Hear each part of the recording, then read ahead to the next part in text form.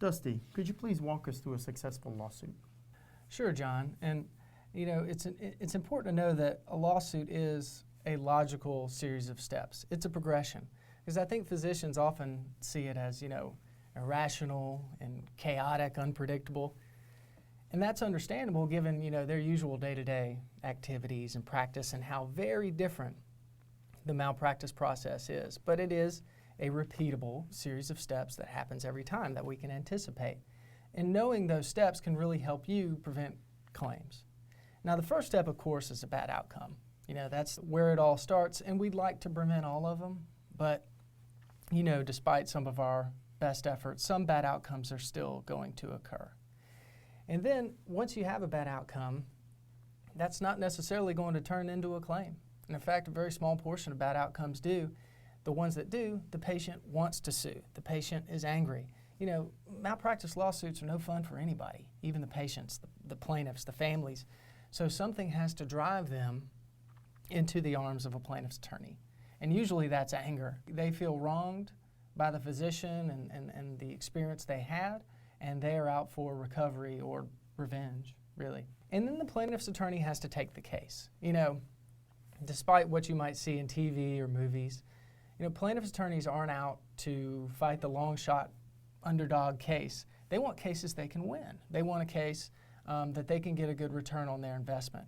And it is a big investment for them in time and resources and money. So they look at the chart and they say, can I likely win this case? And so if they take the case, then they create a narrative, a narrative story that ends with the bad outcome and reaches forward to the physician's care, what he or she did or did not do. And in the creation of the narrative, I do think the physicians are in a little bit of a bad position compared to the plaintiff at that one moment. And that's because human beings are hardwired to believe that, bad outcomes have causes. And we don't want to believe that sometimes bad things just happen. Sometimes people just get unlucky. Rather, we want to believe that medicine is perfect, and when bad things happen, medicine could have stopped it. And so in the creation of the narrative, it's often easy for plaintiff's attorneys to create something that a jury might believe. But then they get into the more difficult steps of they have to prove it scientifically. They have to prove via expert testimony from a credible expert that the physician did not rule out the outcome and that the outcome was predictable. That's standard of care 101. The standard of care is here and the physician did not meet it. And they have to establish that with good evidence and in a way that in the end, the jury will buy the narrative.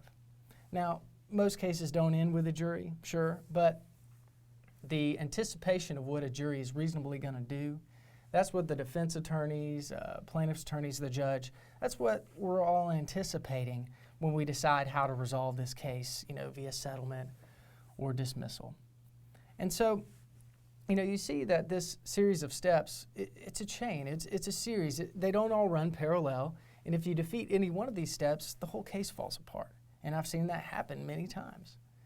And I hope physicians see that they are not, helpless victims in this process. In fact, they are the most powerful players in this process, in this chain of events. By their behaviors, their methods, some of the, ones you've talked about in the videos, they can effectively defeat many of these steps in the process before they ever occurred. Defeat the bad outcome, prevent the patient from ever getting so upset with them they want to sue, prevent the chart from being attractive to a plaintiff's attorney. All these things can effectively prevent malpractice litigation from ever coming their way, or at least putting them in a very defensible position.